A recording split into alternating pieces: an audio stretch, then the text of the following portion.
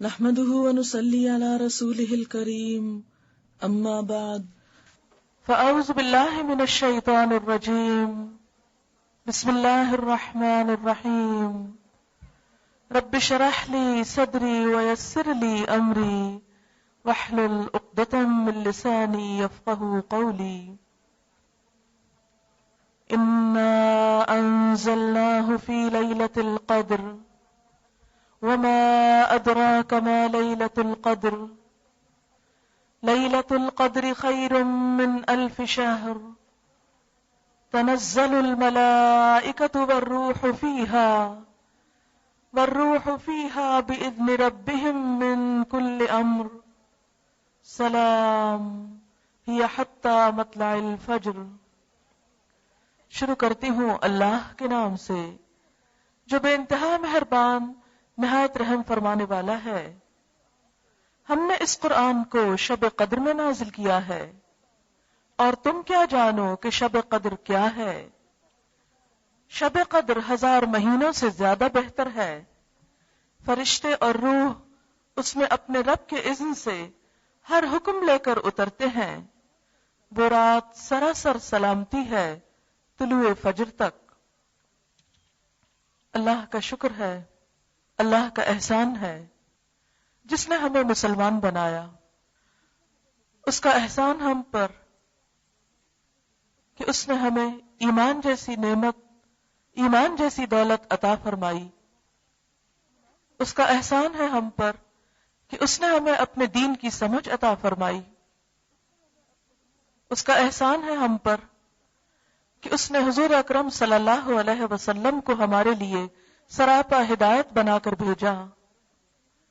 ہمارے پاس ایک ایسی کتاب بھیجی جو قیامت تک انسانوں کی رہنمائی کرتی رہے گی۔ اس کتاب کا ملنا دنیا کی سب سے عظیم نعمت ہے۔ یہی کتاب ہمیں بتاتی ہے کہ اللہ تعالیٰ نے اپنا یہ احسان لیلۃ القدر میں کیا۔ فرمایا انا انزلناہ فی لیلۃ القدر، یقیناً ہم نے اس کو لیلۃ القدر میں نازل کیا۔ لیلۃ القدر کیا ہے؟ وما ادراک ما لیلۃ القدر، اور تم کیا جانو کہ یہ لیلۃ القدر ہے کیا؟ لیلۃ القدر خیر من 1000 شہر، لیلۃ القدر 1000 مہینوں سے زیادہ بہتر ہے۔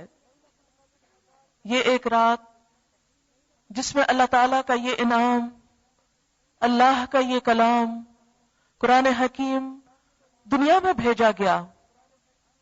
یہ رات رمضان المبارک کے آخری عشرے کی راتوں میں سے ایک رات ہے۔ نبی صلی اللہ علیہ وسلم نے اسے آخری عشرے کی طاق راتوں میں 21ویں، 23ویں، 25ویں، 27ویں اور 29ویں میں تلاش کرنے کا حکم دیا۔ آج اس سال کے رمضان المبارک کی یہ آخری طاق رات ہے۔ معلوم نہیں کہ یہی وہ شب قدر ہو جس کی اللہ کے ہاں بہت فضیلت ہے۔ نبی صلی اللہ علیہ وسلم رمضان کے آخری عشرے میں خود بھی جاگتے، اپنے گھر والوں کو بھی جگاتے، اپنی عبادات میں پورے مہینے سے زیادہ سرگرم ہو جاتے۔ آپ صلی اللہ علیہ وسلم نے رمضان کی عبادت میں جن عبادات کو بہترین قرار دیا وہ ایک تو روزہ ہے۔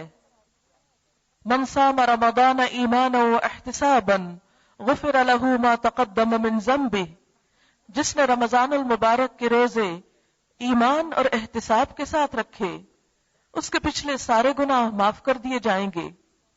الحمدللہ کہ اس نے ہمیں یہ توفیق بخشی اور ہم نے اللہ کے اس حکم کی پابندی کی۔ دوسری عبادت رمضان کی ساری راتوں میں قیام ہے، یعنی تراویح کی شکل میں۔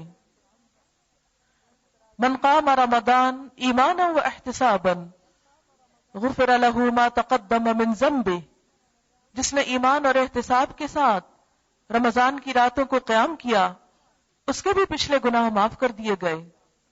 لیکن ساتھ ہی ایک اور روایت میں آپ صلی اللہ علیہ وسلم نے فرمایا کم من صائم لیس لہ من صیامہ الا الظمأ، کتنے ہی روزہ دار ایسے ہیں کہ جن کو اپنے روزے سے سوائے بھوک پیاس کے کچھ حاصل نہیں ہوا۔ وَكَم مِّن قَائِمٍ لَيْسَ لَهُ مِن قِيَامِهِ إِلَّا السَّحَرُ، اور کتنے ہی راتوں کو جاگنے والے، قیام کرنے والے ایسے ہیں کہ جن کو اپنے رات کے قیام میں سوائے رات جگے کے اور کچھ نصیب نہیں ہوتا۔ اللہ نہ کرے کہ ہم ان لوگوں میں سے ہوں کہ جن کے روزے بیکار، محض ایک ظاہری ڈھانچہ، اور جن کی راتوں کا قیام محض ایک دکھاوا ہو۔ اللہ تعالیٰ کے ہاں وہی عبادت قابل قبول ہے جو خالصتاً اسی کے لیے کی جائے، اس لیے کہ جس عبادت کے اندر ایمان نہ ہو، اخلاص نہ ہو، اللہ کی رضا نہ ہو، اس کے ساتھ محبت کا اظہار نہ ہو، اس کا تقوی نہ ہو، وہ عبادت نہیں۔ اسی طرح عبادت کی قبولیت کے لیے یہاں پر لفظ احتساب آیا۔ احتساب کا ایک معنی ہے کہ اجر و ثواب کی نیت اللہ پر رکھی جائے کہ وہی ہمیں اس کا اجر عطا کرے گا، اور دوسرا یہ کہ خود احتسابی انسان اپنا جائزہ لے، اپنی نیت کو پرکھے، اپنا احساس کرے، خود کو جانچے، اس لیے کہ اپنے سے زیادہ کوئی اور خود کو پرکھ نہیں سکتا۔ سب سے زیادہ ہم خود اپنا جائزہ لے سکتے ہیں، جیسا کہ سورۃ القیامہ میں اللہ تعالیٰ فرماتے ہیں بل الانسان علی نفسہ بصیرا ولو القی معاذیرا، انسان اپنے آپ سے خوب آگاہ ہے، خواہ وہ کتنی ہی معذرتیں کیوں نہ پیش کرے۔ دوسروں کے سامنے تو ہم کسی بھی کام کے، اچھے یا برے کے، بہت سے بہانے کر سکتے ہیں، عذر کر سکتے ہیں، دکھاوا کر سکتے ہیں، لیکن ہمارے اندر کی حالت کیا ہے وہ سوائے ہمارے کوئی اور جان نہیں سکتا۔ اس لیے انسان جب تک خود اپنے آپ سے خیر خواہ نہ ہو، خود اپنی بھلائی چاہنے والا نہ ہو، خود اپنی نیتوں کو پرکھنے والا نہ ہو، خود اپنے دل کا جائزہ لینے والا نہ ہو، اس وقت تک کوئی انسان کسی دوسرے کا بھلا نہیں کر سکتا۔ ساری دنیا مل کر بھی ہمارے ایمان کو فائدہ نہیں پہنچا سکتی، ہماری نیت کو درست نہیں کر سکتی، ہمیں اللہ تعالیٰ کا قرب اور تقوی کا احساس نہیں دے سکتی، جب تک یہ تڑپ، جب تک یہ احساس ہمارے اپنے اندر سے نہ جاگے۔ اس لیے اصلاح کا پہلا نقطہ، اصلاح کی پہلی سیڑھی خود انسان کے اپنے اندر ہے۔ لہذا رمضان المبارک کی تیسری چیز جس پر بخشش کا وعدہ ہے وہ لیلۃ القدر کا قیام ہے۔ من قام لیلۃ القدر ایمانا واحتسابا غفر له ما تقدم من ذنبه، کہ جس نے لیلۃ القدر میں ایمان اور احتساب کے ساتھ قیام کیا اس کے بھی پچھلے گناہ معاف کر دیے گئے۔ لہذا اس رات کی بھی افضل ترین عبادت، اہم ترین عبادت، سنت نبوی صلی اللہ علیہ وسلم کے مطابق عبادت قیام اللیل ہے، یعنی رات کو نماز میں کھڑے ہو کر قرآن پاک کا پڑھنا یا سننا، یہ اس رات کی افضل ترین عبادت ہے۔ اسی لیے آج کا پروگرام قیام اللیل سے شروع کیا گیا ہے۔ بات یہ ہے کہ ہم میں سے ہر شخص اس قابل نہیں ہوتا کہ وہ قرآن کا ایک بڑا حصہ زبانی یاد کر سکے، لہذا یہ سہولت کہ رات کے وقت عورتوں کو گھروں سے نکال کر ایک جگہ جمع کرنا اس وجہ سے ہے تاکہ ان لوگوں کے ساتھ قرآن پاک پڑھا جا سکے، سنا جا سکے، نماز ادا کی جا سکے، جنہیں اللہ تعالیٰ نے یہ سعادت بخشی ہے۔ اور پھر انفرادی طور پر عبادت کرنے سے بسا اوقات انسان کے اندر سستی آ جاتی ہے۔ جب انسان دوسروں کے ساتھ مل کر ایک کام کرتا ہے تو دوسروں کو دیکھ کر انسان نیکی پر ثابت قدمی اختیار کرتا ہے کہ اگر دوسرے جاگ رہے ہیں تو میں بھی جاگ سکتا ہوں، اگر دوسرے کھڑے ہو کر عبادت کر رہے ہیں تو میں بھی کر سکتا ہوں، یا دوسرے دعائیں مانگ رہے ہیں تو میں بھی یہ مانگ سکتا ہوں، میں آخر دوسروں سے پیچھے کیوں رہوں؟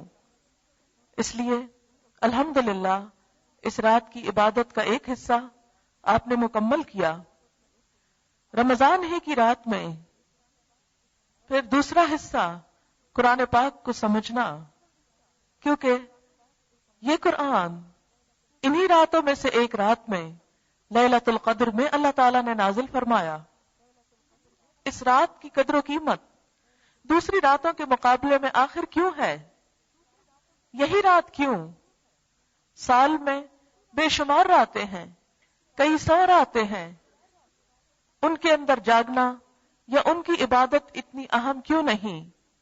اور ان راتوں کی عبادت اتنی اہم کیوں ہے؟ اس لیے کہ اس رات کو اللہ تعالیٰ نے فضیلت بخشی، اس کی قدر اور اس کی اہمیت خود بتائی. اِنَّا أَنزَلْنَاهُ فِي لَيْلَةِ الْقَدْرِ، قدر کا معنی قدر و قیمت بھی ہے. اس رات کی قدر و قیمت یعنی قدر و قیمت والی رات کیوں ہے کہ اس رات میں اللہ تعالیٰ نے قرآن پاک اتارا ہے. تو جس رات میں قرآن پاک اتارا گیا اس رات کو قرآن پاک کی وجہ سے یہ اہمیت حاصل ہوئی، اس کی یہ فضیلت کہ لیلۃ القدر خیر من الف شہر، لیلۃ القدر 1000 مہینوں سے بڑھ کر بہترین رات ہے. اس کی بنیادی وجہ یہی ہے کہ اس رات میں قرآن پاک نازل کیا گیا.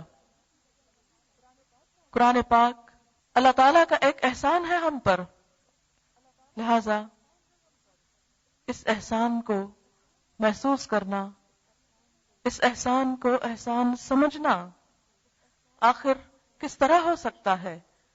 اسی وقت جب ہم اس کتاب کا حق ادا کریں. اس کتاب کا حق کیا ہے؟ نمبر 1 کہ اس کو صحیح طور پر پڑھنا آئے، جس طرح یہ اتری ہے اسی طرح اس کو پڑھا جائے. نمبر 2 اس کو سمجھا جائے، اس پر غور و فکر کیا جائے. نبی اکرم صلی اللہ علیہ وسلم کی اپنی زبان عربی تھی، صحابہ کرام بھی عربی سے خوب واقف تھے، لہذا ان کو ترجموں کی اور تفسیروں کی بہت زیادہ ضرورت نہیں پڑتی تھی، کیونکہ عملی تفسیر نبی اکرم صلی اللہ علیہ وسلم کی شکل میں ان کے درمیان موجود تھی. قرآن کی عبارت کو ڈائریکٹلی سمجھتے تھے، لہذا جب ان کے ہاں قرات ہوتی تو ان کے اندر خود بخود خشوع آتا، ایک ایک آیت پر وہ رویا کرتے تھے. آج ہماری آنکھوں میں کوئی آنسو نہیں ہوتا، ہمارے دل نرم نہیں ہوتے، اس لیے کہ قرآن ہمارے دلوں میں نہیں اترتا، ہم اس کا معنی نہیں سمجھتے. نبی صلی اللہ علیہ وسلم کی قرات کا طریقہ یہ تھا کہ جہاں عذاب کی آیتیں آتی وہاں رک کر آپ عذاب سے پناہ مانگا کرتے تھے، جہاں اللہ تعالیٰ کی صفات کا ذکر آتا وہاں اللہ تعالیٰ کی تسبیح بیان کرتے، اور جہاں جنت کا ذکر آتا وہاں اللہ تعالیٰ سے اس کا فضل اور جنت مانگتے. لیکن آج ہمارے اندر یہ کیفیت کیوں نہیں ہوتی؟ قرآن سنتے وقت بھی ہماری نگاہیں ادھر ادھر کیوں اٹھتی ہیں؟ ہمارے دل اس کی طرف متوجہ کیوں نہیں ہوتے؟ اس کی بنیادی وجہ یہی ہے کہ ہم نہیں سمجھتے کہ یہ قرآن کیا بتا رہا ہے، کیا کہہ رہا ہے، اس کے اندر ہمارے لیے کیا حکم ہے، یہ ہمیں کس بات کی خبر دے رہا ہے، اس میں کیا خوشخبری آ رہی ہے، کس بات پر ڈراوا آ رہا ہے، ہمیں کیا کرنا چاہیے، کس بات سے رکنا چاہیے. اور پھر دوسری بات یہ کہ جب سمجھ آئے بھی تو ہم لوگوں کو بار بار یاد دہانی کی ضرورت رہتی ہے. اس لیے اس رات کے اندر قرآن پاک کا تھوڑا سا حصہ سمجھ لینا یہ بھی ایک بابرکت عبادت ہے. ایک روایت میں آتا ہے کہ رات کے ایک حصے میں دین کا تھوڑا سا علم حاصل کرنا ساری رات کے قیام سے افضل ہے. یعنی اگر کوئی شخص ساری رات نوافل میں کھڑا رہتا ہے اور دوسری طرف دین کا کچھ حصہ سیکھتا ہے، تو دین کا کچھ حصہ سیکھنا ان نوافل سے بھی زیادہ بڑھ جاتا ہے. اس لیے اسی سنت پر عمل کرتے ہوئے تھوڑا سا حصہ ہم قرآن پاک کو سمجھنے میں بھی اپنے وقت کا استعمال کریں گے. تیسری چیز اس رات کی عبادت دعا ہے، اس لیے کہ اس رات میں فرشتے اترتے ہیں، جبریل امین اترتے ہیں. تنزل الملائکۃ والروح فیہا بإذن ربہم من کل امر، ہر حکم لے کر اترتے ہیں. اس کو لیلۃ القدر اس لیے بھی کہا جاتا ہے کہ قدر کا معنی تقدیر ہے، تقدیر کی رات، فیصلوں کی رات. آئندہ سال انسان کے ساتھ کیا ہونے والا ہے، کون دنیا سے جانے والا ہے، کس کو کتنا رزق ملنے والا ہے، اس رات میں یہ فیصلے اللہ تعالیٰ فرشتوں کے سپرد کرتے ہیں. لہذا جب ہمارے بارے میں کوئی فیصلہ ہو رہا ہو اور ہم عبادت کی حالت میں ہوں، دعا کی حالت میں ہوں، تو اچھے انجام کی توقع کی جا سکتی ہے. معلوم نہیں اگلا رمضان ہماری زندگی میں آتا ہے یا نہیں، پھر سے یہ عبادتیں اور راتیں نصیب ہوتی ہیں کہ نہیں. کسی کو اپنی صحت، اپنے وقت، اپنی عمر کے بارے میں کوئی بھی گارنٹی نہیں. لہذا اس رات کو کثرت سے دعائیں مانگنی چاہیے. قدر کا ایک معنی تنگی بھی ہے. حدیث میں آتا ہے کہ اس رات آسمان سے اتنے فرشتے اترتے ہیں کہ ان کی کثرت کی وجہ سے زمین پر ایک چپے برابر جگہ بھی خالی نہیں رہتی. معلوم نہیں کہ اگر وہ رات آج کی رات ہو اور فرشتوں کا نزول ہو رہا ہو اور ہم اللہ تعالی کے حضور یا قیام کی حالت میں ہوں، یا دین سمجھنے سیکھنے کی حالت میں ہوں، یا دعائیں مانگنے کی حالت میں ہوں، تو یہ تینوں چیزیں ہمارے حق میں بہتر ہوں. حقیقت یہ ہے کہ انسان اپنے رب کا محتاج ہے، جیسا کہ اللہ سبحانہ وتعالی فرماتے ہیں یا ایھا الناس انتم الفقراء الی اللہ، اے لوگو تم سب اللہ کے محتاج ہو. بندہ ہونے کی حیثیت میں ہم سب محتاج ہیں، ہم سب ضرورت مند ہیں. ہم سانس نہیں لے سکتے اگر وہ ہمیں سانس لینے کی توفیق نہ دے. ہم ایک قدم نہیں اٹھا سکتے اگر وہ ہمیں چلنے کی قوت نہ دے. ہم کچھ دیکھ نہیں سکتے اگر وہ ہمیں نگاہ نہ بخشے. ہم سن نہیں سکتے اگر وہ ہمیں قوت سماعت نہ دے. ہماری زندگی کا ایک ایک قدم، ہماری چھوٹی سے چھوٹی یا بڑی سے بڑی ایک ایک کوشش، یہ ساری کی ساری چیزیں محض اللہ کے اذن، اس کی توفیق، اس کی دی ہوئی طاقت اور اس کی قدرت سے ہیں. اس میں ہمارا کچھ بھی کمال نہیں، کچھ بھی اپنا نہیں، سب اسی کا دیا ہوا ہے. اور پھر اس کے دینے پر ہمارا فرض ہے کہ ہم اس کے شکر گزار ہوں، اور شکر گزار ہونے کے ساتھ ساتھ ہم اس سے مزید اس کا فضل مانگتے چلے جائیں، مزید اس کے فضل کے لیے دعا گو ہوں. لہذا دعا ساری عبادت کا نچوڑ ہوتا ہے. کوئی عبادت اس وقت تک مکمل نہیں ہوتی، خواہ نماز ہو، خواہ قرآن کا پڑھنا ہو، خواہ کوئی اور، جب تک کہ اس میں دعا نہ ہو. جو لوگ دعا سے منہ موڑیں اللہ تعالیٰ ان سے ناراض ہوتے ہیں. حدیث پاک میں آتا ہے من لم یسأل اللہ یغضب علیہ، جو اللہ سے سوال نہیں کرتا، جو اللہ سے مانگتا نہیں ہے، اللہ تعالیٰ اس پر غضبناک ہوتا ہے، اس پر ناراض ہوتا ہے. لہذا ہمیں کثرت کے ساتھ اس سے دعا مانگنے کی ضرورت ہے. اللہ تعالیٰ غافل دل کی دعا قبول نہیں کرتے. لہذا اپنے دلوں کو غفلت سے نکال کر پورے دل جمی کے ساتھ، دل حضوری کے ساتھ، اللہ تعالیٰ کی قربت کا احساس کرتے ہوئے، قبولیت کا یقین رکھتے ہوئے دعا مانگنی چاہیے. الدعاء مخ العبادہ، دعا عبادت کا مغز ہے، کریم ہے، اصل ہے. لہذا تیسری چیز جو اس رات کا پروگرام ہے وہ دعا ہے. میں چند دعاؤں کو آپ کے ساتھ مل کر پڑھوں گی اور ان کا معنی ہم دیکھیں گے کہ نبی اکرم صلی اللہ علیہ وسلم نے اللہ تعالیٰ سے کس کس طرح مانگا.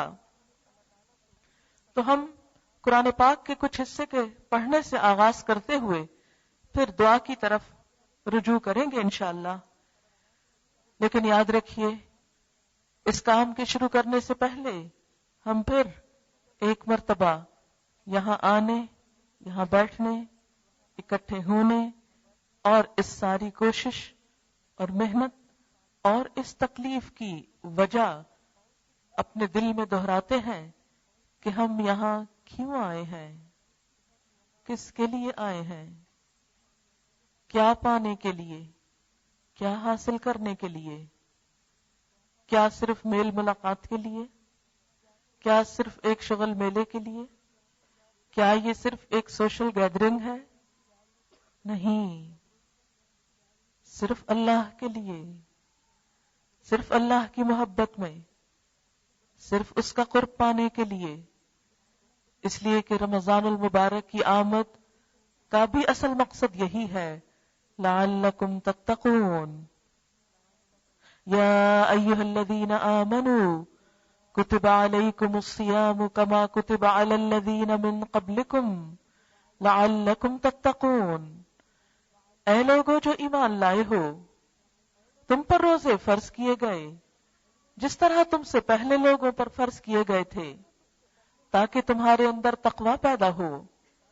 رمضان المبارک کا مہینہ ختم ہی ہوا چاہتا ہے، واپسی پر ہے.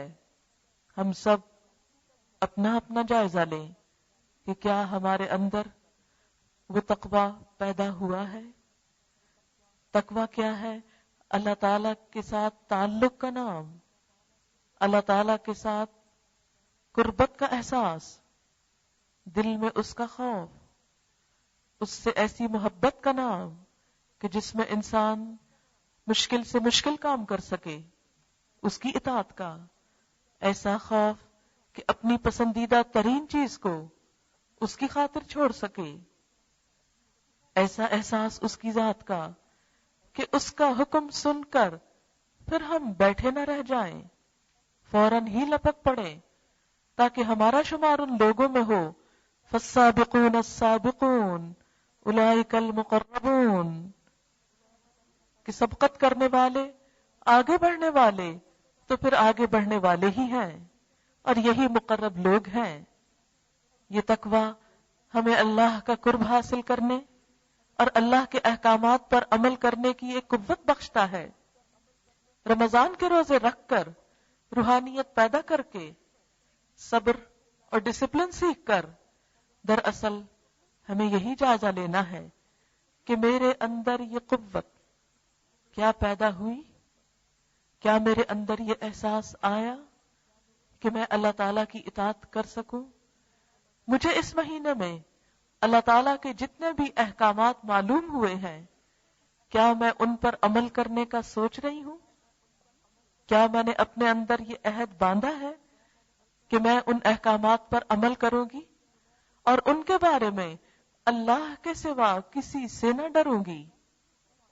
کیونکہ تقوی نام ہی اس چیز کا ہے کہ بندے کے دل میں اللہ کا ایسا ڈر آئے کہ سب کا ڈر نکل جائے.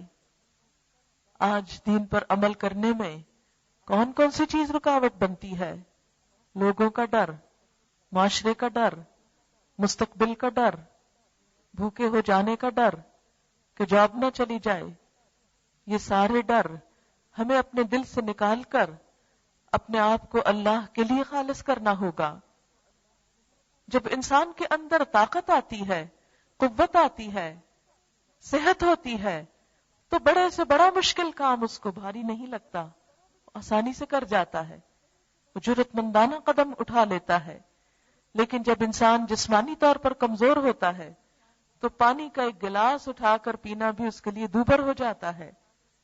بالکل اسی طرح جب ایمان کمزور ہوتا ہے، روحانی صحت کمزور ہوتی ہے، تو انسان کے لیے اللہ تعالیٰ کے چھوٹے سے حکم پر بھی عمل کرنا بڑا مشکل لگتا ہے. ہائے کس طرح کریں؟ جیسے منافقین کا حال ہوتا تھا جس کی نقشہ کشی قرآن پاک میں کی گئی. وَلَا يَأْتُونَ الصَّلَاةَ إِلَّا وَهُمْ كُسَالَىٰ، کہ نہیں وہ آتے نماز کی طرف مگر سستاتے ہوئے. اللہ کی راہ میں دیتے ہوئے ان کے اندر ایمان نہیں ہوتا، جذبہ نہیں ہوتا، ابو الدحداء والی کیفیت نہیں ہوتی.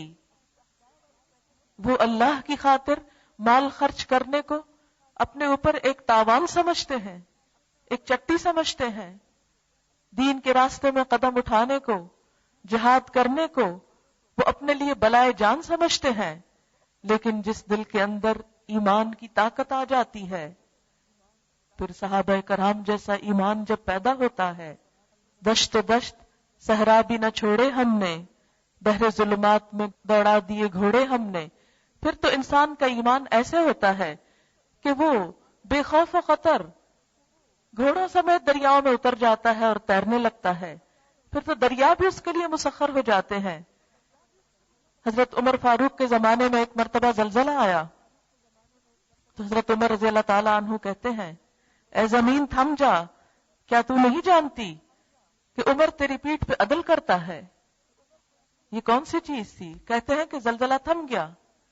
ایک مرتبہ آگ لگی، سب نے بجھانے کی کوشش کی، نہیں بجھ پا رہی تھی. عمر فاروق کہتے ہیں کہ اے آگ بجھ جا، عمر اس زمین پہ عدل کرتا ہے. وہ ایمان تھا جنہوں نے ان کی زبان کے اندر اتنی تاثیر پیدا کی کہ بے جان چیزیں بھی ان کی بات مانتی تھیں، ان کے آگے مسخر کر دی گئی تھیں.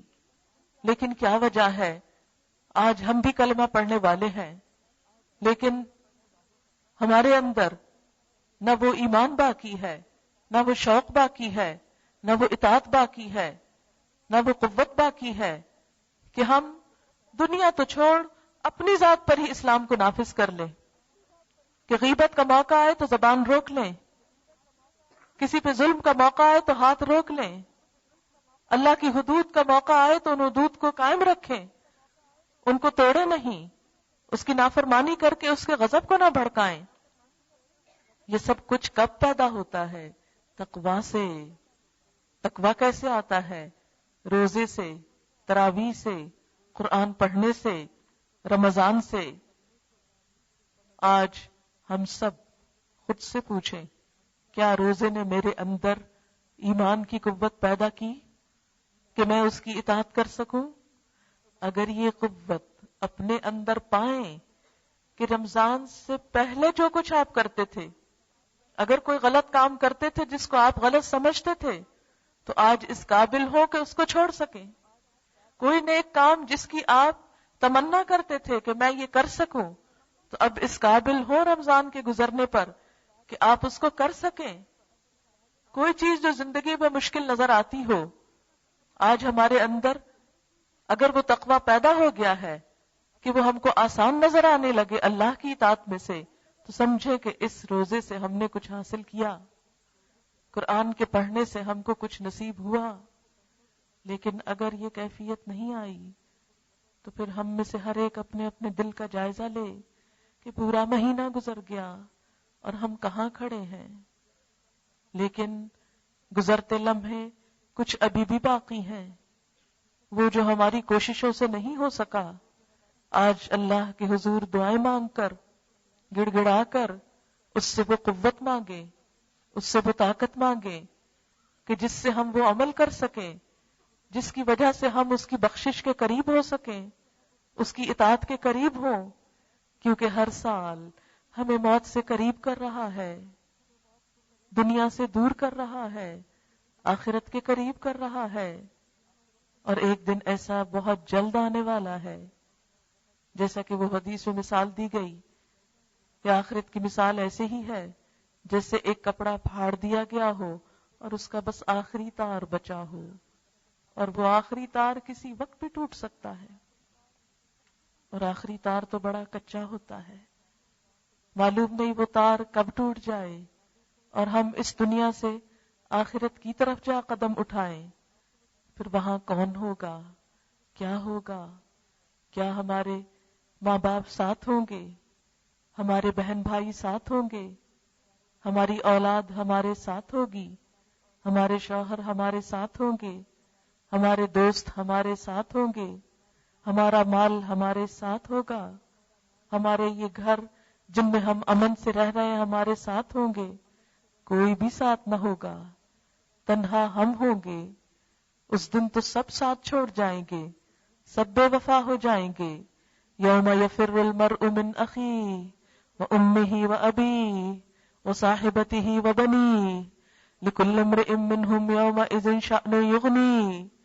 جس دن انسان بھاگے گا اپنے بھائی سے، اپنی ماں سے، اپنے باپ سے، اپنے بیٹے سے، اپنی بیوی سے، سب رشتوں سے، اور ہر شخص کو اپنی ایسی حالت پڑی ہوگی جو اسے دوسرے سے بے نیاز کر دے گی، کوئی بھی اس دن یاد نہ رہے گا۔ لا يسأل حمیم حمیما، کوئی دلی دوست کسی دوست کو نہ پوچھے گا۔ یبصرونہم، وہ ایک دوسرے کو آپس میں دکھائے جائیں گے۔ اس دن مجرم چاہے گا کاش وہ خود بچنے کے لیے فدیے میں دے ڈالے اپنے سارے رشتہ داروں کو، لیکن کوئی بھی اس کو اللہ کے عذاب سے بچا نہ سکے گا۔ لہذا ہم سب کے لیے ضرورت اس بات کی ہے کہ دنیا سے جانے سے پہلے اپنے لیے کچھ تو ایسا سامان کریں، کچھ تو ایسی چیز جمع کر لیں کہ جو کل کام آنے والی ہے، جو اللہ تعالیٰ کو پسند آنے والی ہے، جو اس کو راضی کرنے والی ہے۔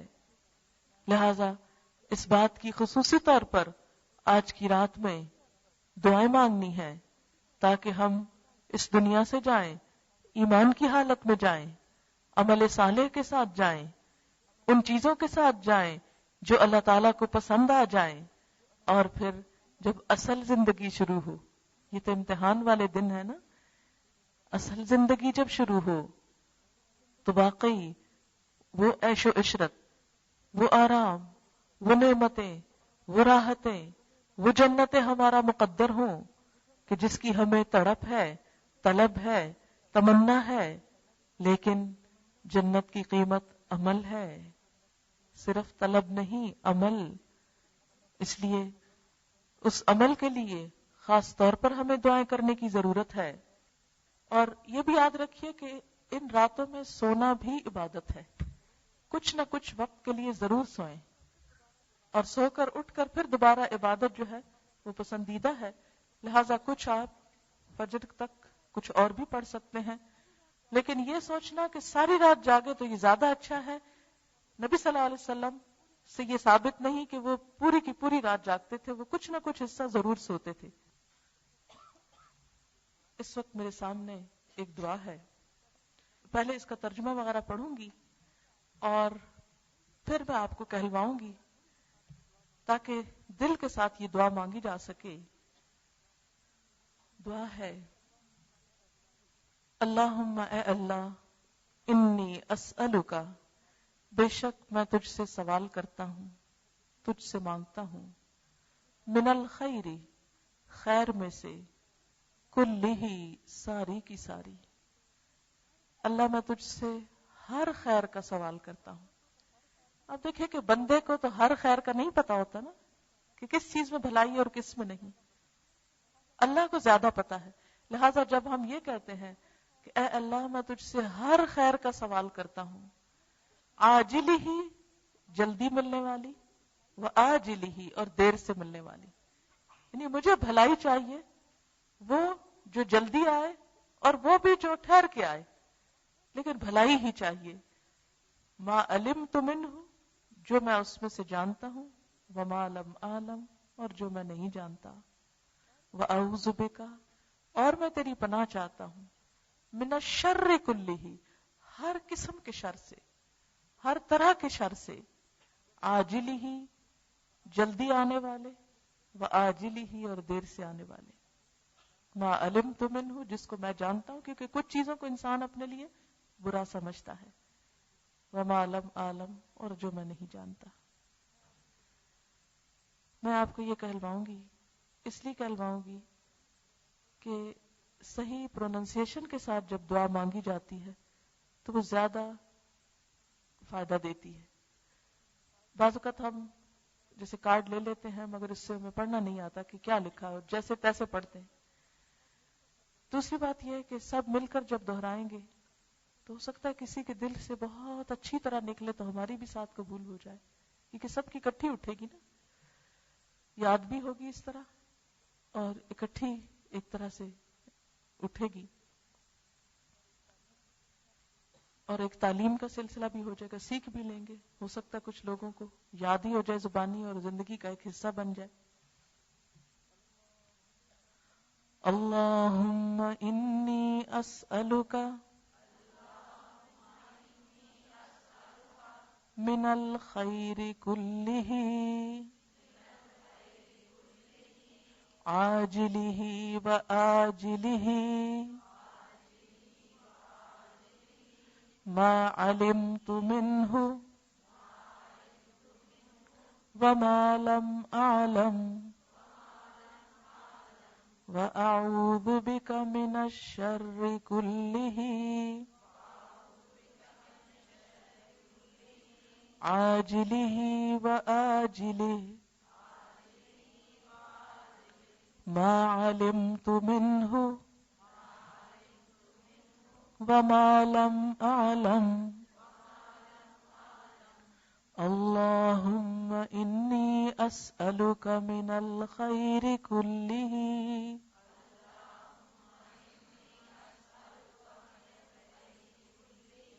عاجله وآجله ما علمت منه وما لم أعلم وأعوذ بك من الشر كله عاجله وآجله ما علمت منه وما لم أعلم. یہ چیز کتنا سکون دیتی ہے کہ اللہ کی طرف جب انسان رجوع کرتا ہے کہ اللہ میں تو ہر شر سے تیری پناہ چاہتا ہوں، جس کو میں جانتا اور جو میں جانتا بھی نہیں، تیرے حوالے، تو مجھ کو بچا لے. انسان ایک رستے پہ چل رہا ہوتا ہے، اسے نہیں پتا ہوتا آگے اس کے لیے کیا بلا آ رہی، لیکن جب انسان ایسی دعائیں مانگتا ہے تو اللہ تعالیٰ ان بلاؤں کو پہلے سے ہی دور کر دیتے ہیں. اسی طرح ایک اور دعا بہت اچھی ہے، اللہم اے اللہ، انا نسألک، بے شک ہم تجھ سے سوال کرتے ہیں، من خیری، ہر اس بھلائی کا، اس بھلائی میں سے، ما جو سألک، سوال کیا تجھ سے، یعنی جس کا سوال کیا تجھ سے، منہ نبیک محمد صلی اللہ علیہ وسلم، تیرے نبی محمد صلی اللہ علیہ وسلم نے، کیونکہ آپ تمام انسانوں سے زیادہ بھلائیوں کو جاننے والے تھے کہ بھلائی کس کس چیز میں ہے، لہذا جو بھلائیاں آپ نے مانگی میں بھی وہی مانگتا ہوں. کتنی جامع دعا ہے. یہ جاننا کہ آپ نے کیا کیا مانگا یہ ایک مشکل کام ہے. ساری زندگی بھی ہم لگا دیں تو شاید وہ سب کچھ نہ مانگ پائیں جو آپ صلی اللہ علیہ وسلم نے مانگا. اس لیے جب ہم یہ کہتے ہیں کہ اللہ ہم وہ سب کچھ مانگتے ہیں جو آپ نے مانگا، تو گویا چھوٹے سے الفاظ میں ایک بہت بڑی دعا مانگتے ہیں. وَنَعُوذُ بِكَ، اور ہم پناہ چاہتے ہیں تیری، من شر، ہر اس چیز کے شر سے، مستعاذ منہ، جس سے پناہ مانگی نبیوں کا محمد صلی اللہ علیہ وسلم، تیرے نبی صلی اللہ علیہ وسلم نے، یعنی جس جس شر سے بچنے کے لیے دعا کی، یا اللہ تو ہم کو بھی ہر اس شر سے بچا لے. دیکھیں نا، ہمیں آپ صلی اللہ علیہ وسلم سے اگر محبت ہے، ہم آپ کا ساتھ چاہتے ہیں کہ قیامت کے دن آپ ہماری شفاعت کریں، ہم آپ کے ساتھ ہوں، تو اسی وقت ہو سکتے ہیں کہ جب ہم وہ کام کریں جو آپ نے کیے اور ان چیزوں سے بچیں جن سے آپ بچے، یا ہمیں وہی بھلائیاں ملیں جو آپ نے مانگی اور ہر اس شر سے ہم بچ سکیں جس سے آپ بچے. تو اس طرح انشاءاللہ تعالی آپ کا ساتھ بھی نصیب ہوگا. وَأَنْتَ الْمُسْتَعَانُ، اور تو ہی ہے جس سے مدد مانگی جاتی ہے، تیرے سوا کس سے مانگے. دیکھیے سارے پیغمبروں نے اپنا ہاتھ اللہ کے آگے پھیلایا، حضرت آدم علیہ السلام نے اللہ سے دعا کی، ربنا ظلمنا انفسنا وان لم تغفر لنا وترحمنا لنکونن من الخاسرین۔ نوح علیہ السلام کو جب دشمنوں نے ستایا تو انہوں نے اللہ سے مانگا، رب انی مغلوب فانتصر۔ حضرت ایوب علیہ السلام پر جب لمبا عرصہ بیماری کا گزرا تو انہوں نے اللہ سے مانگا، انی مسنی الضر وانت ارحم الراحمین، اللہ مجھے تو تکلیف پہنچی ہے اور تو سب سے بڑا رحم فرمانے والا ہے۔ یونس علیہ السلام کو جب مچھلی نے نگل لیا تو ان اندھیروں میں غم کی حالت میں انہوں نے کس کو پکارا؟ اللہ کو پکارا، لا الہ الا انت سبحانک انی کنت من الظالمین۔ اسی طرح باقی انبیاء علیہم السلام نے بھی اللہ ہی کو پکارا۔ نبی صلی اللہ علیہ وسلم کی یہ ساری دعائیں یہ ہمیں کیا بتاتی ہیں کہ آپ اللہ سے مانگتے تھے۔ کسی سے جو مانگنا ہوتا ہے نا، وہ اس کی بڑائی کو تسلیم کر لینا ہوتا ہے۔ یعنی کسی کو جب ہم سمجھتے ہیں کہ اس کے پاس ہے، اس کو بڑا سمجھتے ہیں، پھر اس کے آگے ہاتھ پھیلاتے ہیں، پھر وہ اوپر سے دیتا ہے۔ یہ لینے والا نیچے ہوتا ہے، دینے والا اوپر ہوتا ہے، یعنی دینے والے کو اوپر ہی سمجھتے ہیں۔ تو دعا مانگنا دراصل اللہ کی بڑائی کو مان لینا ہے۔ اللہ تو بڑا ہے، ہم بندے ہیں مسکین عاجز ضرورت مند، اس لیے انت المستعان، تو ہی تو ہے جس سے مانگا جا سکتا ہے، جس سے مدد طلب کی جاتی۔ تیرے سوا کس کے پاس جائیں، کس سے مانگے، کون دے سکتا ہے، کون سن سکتا ہے۔ آپ دیکھیے بعض اوقات انسان کو ضرورت پڑتی ہے نا، رات کا وقت ہوتا ہے، انسان سوچتا ہے اس وقت کس کا دروازہ کھٹکھٹاؤں، کس کو جگاؤں، کس سے کہوں۔ ایک ہستی ہے، وہ جاگ رہی ہے، وہ سن رہی ہے، وہ دے سکتی ہے، وہ کام آ سکتی۔ مجھے 2-4 دن کسی نے پہلے بتایا، کراچی میں میری ایک شاگرد ہے، بہت محنتی، کہتی میں صرف آپ کو یہ بتانے کے لیے آج آئی ہوں، ان کے گھر پہ ڈاکہ پڑا، کہتی 6-7 کلاشن کوف وغیرہ لیے ہوئے، کہتی اندر آئے تو میرے پاس میری نواسی تھی، جو کہتے ہیں تجھے بھی اور اس کو بھی مار ڈالیں گے۔ کہتی میں نے ان کی بات کا جواب نہیں دیا، میں نے کہا یا اللہ تو بڑا، یہ چھوٹ۔ کہتے میں نے ان سے رحم بھی نہیں مانگا کہ مجھ پہ رحم کرو۔ کہتے میرے منہ سے اچانک یہ نکلا، یا اللہ تو بڑا، ان کی کوئی طاقت نہیں۔ کہتے آپ یقین نہیں کریں گے، نہ وہ کچھ لے جا سکے، نہ وہ ہاتھ لگا سکے، اور جیسے آئے تھے ویسے چلے گئے۔ کہتے کہ وہ اندر سے یا اللہ تو بڑا، سب کچھ تیرے ہاتھ میں، یہ کیا چیز ہے۔ اور کہتے مجھے اتنا ڈر نہیں لگا اور ایسی ایمان کی طاقت آئی۔ کہتے میں آپ کو صرف یہ بتانا ہے کہ جو قرآن میں نے پڑھا میں نے آج اس پہ عمل کر لیا، کہ قرآن کے بغیر میرے منہ سے یہ لفظ نہ نکلتے، مجھے اس کتاب نے یہ ایمان اور یقین دیا ہے کہ اللہ بڑا ہے۔ اور یہ حقیقت ہے کہ جب انسان واقعی اس کو بڑا سمجھ لیتا ہے اور اس پہ بھروسہ کر لیتا ہے تو دنیا کی ہر چیز بے بس ہو جاتی ہے۔ تو جب بھی دعا مانگے یقین سے مانگے کہ یا اللہ تو دے سکتا ہے۔ اس وقت کس کے پاس جائے، کس سے مشورہ کرے، کون چھڑانے آئے، کون بچانے آئے، کوئی نہیں، تو ہی کر سکتا ہے۔ میں نے یہ دعا کا ٹاپک آج اس لیے بھی لیا ہے کہ میرے پاس اکثر لوگ مسئلے وغیرہ لے کر آتے ہیں، تو میں ان کو جب یہ کہتی ہوں کہ دعا کرے تو وہ سمجھتے ہیں جیسے میں نے ان کی توہین کر دی، میں نے ان کو کوئی جواب نہیں دیا، اور میں ان کو کہہ رہی دعا، وہ آگے سے جواب دیتے دعا تو بہت کی ہے، آپ کچھ بتائیں۔ میں کیا بتاؤں، میرے ہاتھ میں کیا چیز ہے؟ اگر تم اللہ سے مایوس ہو گئے تو میں کیا دے سکتی ہوں؟ میں کچھ نہیں دے سکتی۔ میری کوئی بات، میرا کوئی مشورہ، میری کوئی چیز کوئی حقیقت نہیں رکھتا جو اللہ کی طاقت ہے۔ کیوں نہیں یقین سے پکارتے اس کو؟ خدا کے لیے جب بھی کوئی آپ کو یہ کہے نا کہ اللہ سے دعا کرو تو اس جملے کو چھوٹا نہ سمجھا کرے، یہ چھوٹا نہیں ہے، دعا سب سے بڑی طاقت ہے۔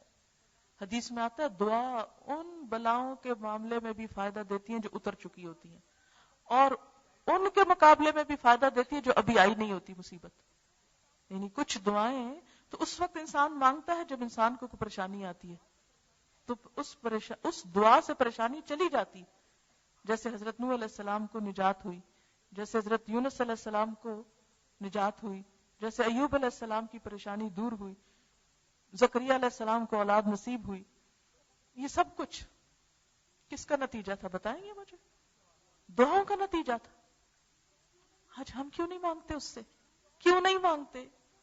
اپنی دعاؤں میں یقین پیدا کریں، زاری پیدا کریں، بندوں پہ بھروسہ نہ کریں، اللہ پہ کریں. کوئی میرے تیرے جیسا کوئی کسی کا کچھ نہیں بنا سکتا، کچھ نہیں دے سکتا. یہ سب باتیں ہیں. اصل کرنے والا صرف رب ہے. جتنے خلوص کے ساتھ، جتنے یقین کے ساتھ اس کی طرف آپ توجہ کریں گے ضرور سنے گا. اس کے خزانوں میں کسی چیز کی کمی نہیں. اور یہ رات قبولیت کی رات ہوتی ہے. یقین سے مانگے.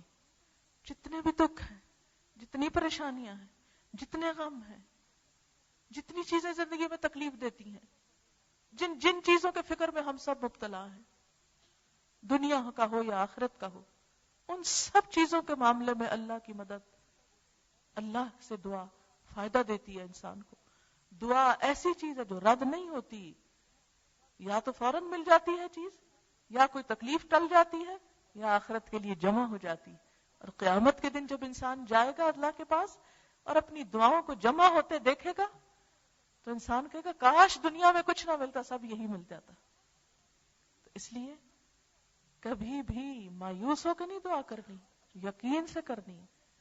اور اگر دیر ہو رہی ہے نا قبولیت میں تو ضرور سوچیں کہ اسی میں بھلائی ہوگی. ابھی میں اس قابل نہیں نا کہ اس چیز کو سنبھال سکوں، ابھی اہل نہیں ہوں.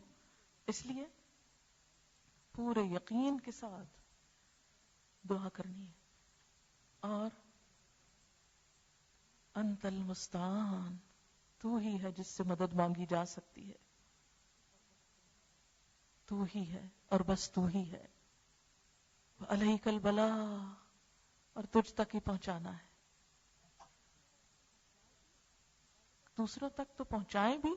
بعض اوقات کسی کو اپنی مصیبت بتائے وہ الٹا ہنسنے لگتے، کوئی برا بلا کہنے لگتے، کوئی ترس کھانے لگتا ہے، کوئی کچھ کرتا ہے، کوئی کچھ کرتا ہے.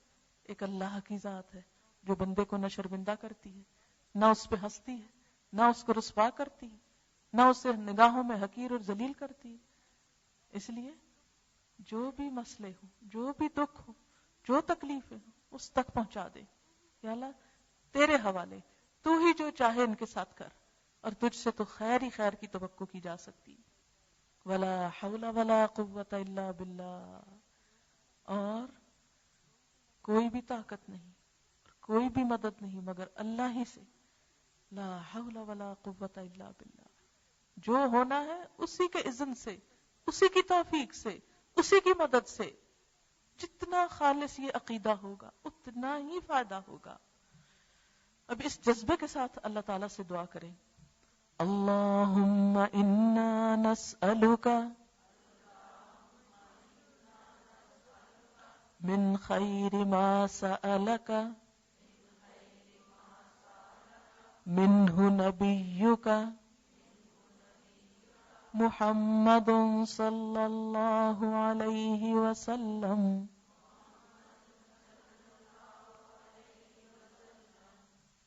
ونعوذ بک من شر ما استعاذ منہ نبیک محمد صلی اللہ علیہ وسلم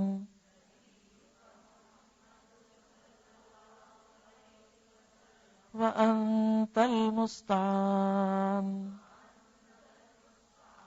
وأنت المستعان وأنت المستعان وعليك البلاغ ولا حول ولا قوة إلا بالله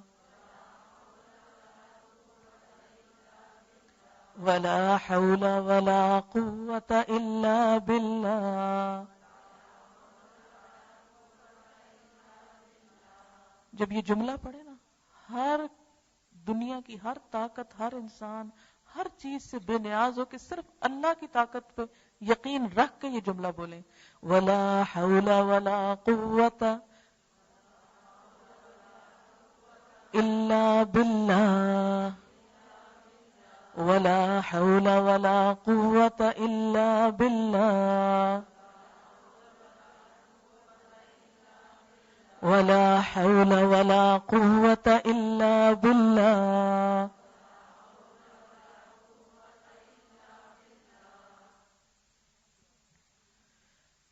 ایک اور دعا ہے، رب اعنی، اے میرے رب میری مدد فرما، ولا تعن علی، اور میرے خلاف میرے دشمنوں کی مدد نہ کر، وانصرنی، اور مجھے غلبہ دے، ولا تنصر علی، اور کسی کو مجھ پہ غلبہ نہ دے، وامکر لی، اور میرے لیے تدبیر کر، ولا تمکر علی، میرے خلاف نہ تدبیر کر، واہدنی، اور مجھے ہدایت دے، ویسر الہدی الی، اور ہدایت کو میرے لیے آسان کر دے، ہدایت کا رستہ میرے لیے آسان رستہ کر دے، وانصرنی، اور میری مدد کر، علی من بغی علی، ہر اس شخص کے خلاف جو مجھ پہ زیادتی کرے، تو میری مدد کر، میں تجھ کو پکڑتی ہوں، تو بدلہ لے، رب اجعلنی، اے میرے رب بنا دے مجھ کو، لکا اپنے لیے، شکارن، بہت زیادہ شکر کرنے والا، لکا ذکارن، اپنا بہت زیادہ ذکر کرنے والا، ذکار مبالغہ کا صیغہ، یا اللہ سب سے زیادہ ذکر کرنے والا، لکا رہابن، بہت زیادہ تجھ سے ڈرنے والا، لکا متوان، بہت زیادہ تیری اطاعت کرنے والا، الیک مخبتن، تیری ہی طرف عاجزی کرنے والا، اواہن، آہیں بھرنے والا، منیبا، رجوع کرنے والا، رب تقبل توبتی، اے میرے رب میری توبہ قبول کر لے، واغسل حوبتی، اور میرا گناہ دھو ڈال، واجب دعوتی، اور میری دعا قبول کر لے، وثبت حجتی، اور میری دلیل ثابت کر دے، واہد قلبی، اور میرے دل کو ہدایت دے دے، وسدد لسانی، اور میری زبان کو درست کر دے، واسلل سخیمۃ قلبی، اور میرے دل کے کینے نکال دے، رب اعنی ولا تعن علی، رب اعنی ولا تعن علی، رب اعنی ولا تعن علی، وانصرنی ولا تنصر علی، وامکر لی ولا تمکر علی، وامکر لی ولا تمکر علی، واہدنی ویسر الہدی الی، ویسر الہدی الی، وانصرنی علی من بغی علی، وانصرنی علی من بغی علی، رب اجعلنی لک شکارا، لک شکارا، لک شکارا، لک ذکارا، لک ذکارا، لک رہابا، لک رہابا، لک متوان، لک متوان، الیک مخبتا، اواہا، منیبا، رب تقبل توبتی، رب تقبل توبتی، رب تقبل توبتی، واغفر واغسل حوبتی، اپنے گناہوں کو یاد کر کے دعا مانگے. واغسل حوبتی کا مطلب اللہ میرے گناہوں کی میل دھو دے. جیسے انسان کے جسم پہ ذرا پسینہ آئے، میل مٹی آئے، کتنا دل گھبراتا ہے. انسان کہتا ہے نہا لوں کہ سب دھل جائے. تو اللہ تعالیٰ یہ جو گناہوں نے مجھے بوجھل کر دیا، یا اللہ ان سب کو دھو ڈال، بالکل صاف کر دے. واغسل حوبتی واغسل حوبتی واجب دعوتی واجب دعوتی، کہ اللہ میری فریادیں سن لے. واجب دعوتی وثبت حجتی واہد قلبی. دل کی ہدایت اس لیے مانگی جاتی ہے کیونکہ اگر دل بھٹک جائے تو سارا انسان بھٹک جاتا ہے، ساری زندگی بھٹک جاتی ہے. تو دل کی اصلاح بڑی ضروری. اللہ میرے دل کو ہدایت دے. واہد قلبی واہد قلبی وسدد لسانی، کیونکہ زبان کے گناہ سب سے زیادہ ہوتے ہیں. حقیقت یہ ہے کہ ہماری زبان ہی رشتوں کو کاٹتی ہے اور زبان ہی جوڑتی ہے. زبان ہی انسانوں کو لوگوں میں محبوب بناتی ہے اور زبان ہی انسان کو مصیبت میں مبتلا کرتی. سب سے بڑی آفت ہی یہی ہے. تو اس سوچ کے ساتھ دعا مانگے کہ یا اللہ اس کو سیدھا کر دے تو بس تیری رضا کی بات کرے. وسدد لسانی وسدد لسانی وسدد لسانی واسلل سخیمۃ قلبی. انسان کے دل میں اللہ کا نور نہیں آتا جب تک دل کے اندر میل بھرے ہوئے ہوں. کسی کے لیے حسد، کسی کے لیے بغض، کسی کے لیے بری سازشیں، کسی کا برا چاہنا. یہ جو کینے ہوتے ہیں نا، بغض اور عناد اور حسد، یہ انسان کے دل سے اللہ کا نور چھین لیتے ہیں، ختم کر دیتے ہیں. تو یا اللہ یہ سارا میل کچیل دھو دے تاکہ میرے دل میں تیری محبت آ جائے. واسلل سخیمۃ قلبی واسلل سخیمۃ قلبی رب اعنی ولا تعن علی وانصرنی ولا تنصر علی وامکر لی ولا تمکر علی واہدنی ویسر الہدی الی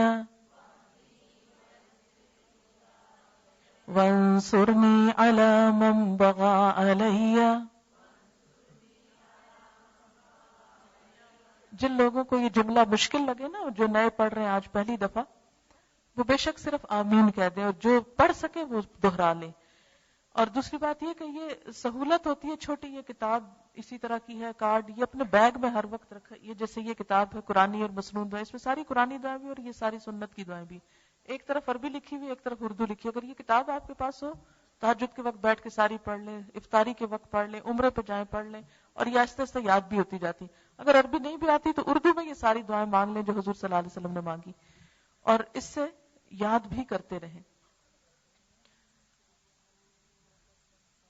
رب اجعلنی لک شکارا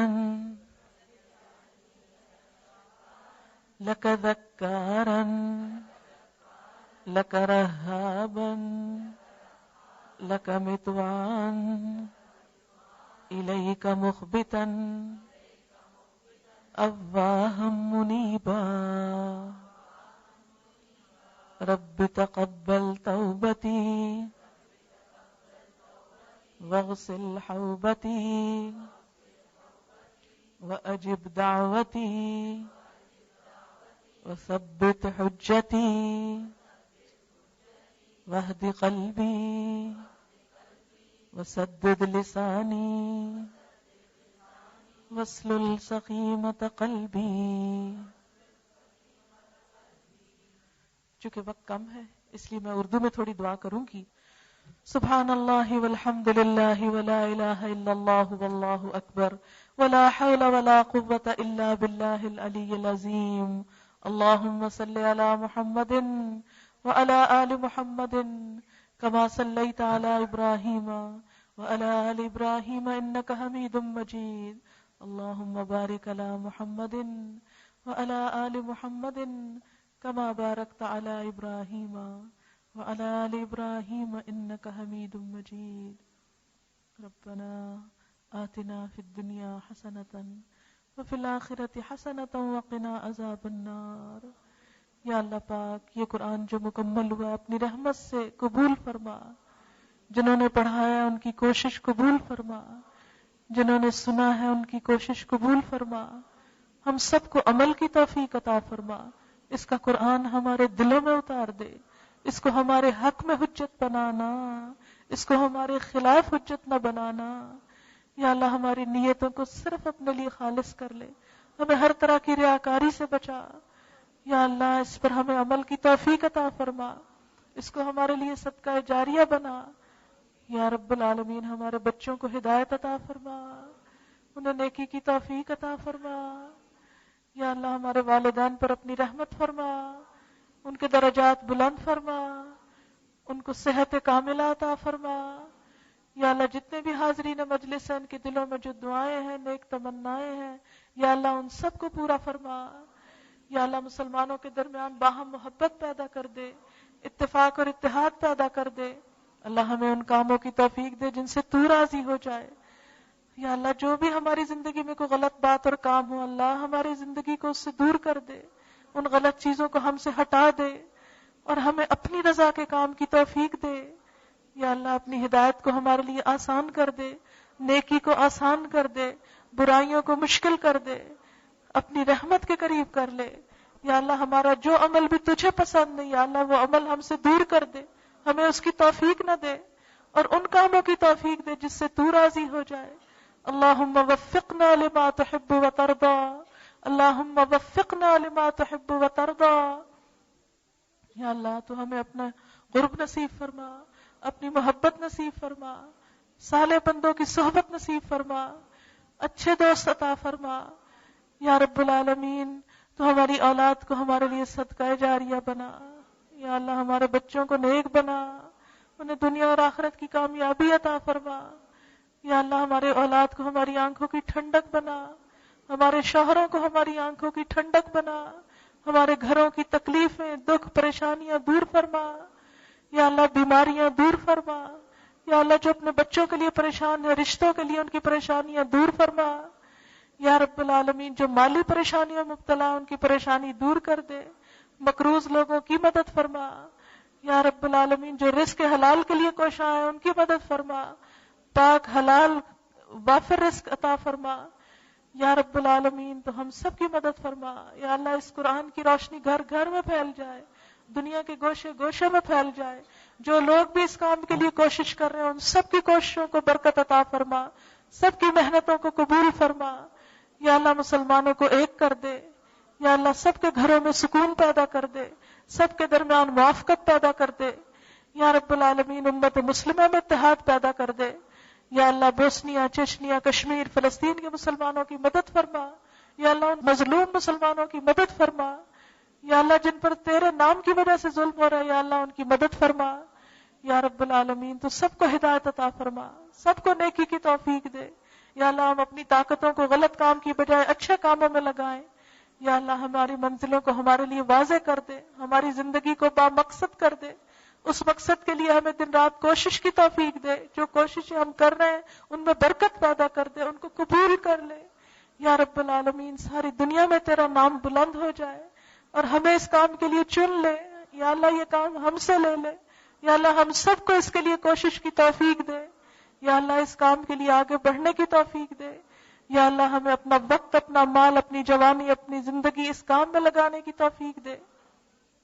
یا رب العالمین تو ہمارے گناہوں کو، کوتاہیوں کو معاف کر دے، ہماری نیتوں کے خلل کو دور کر دے.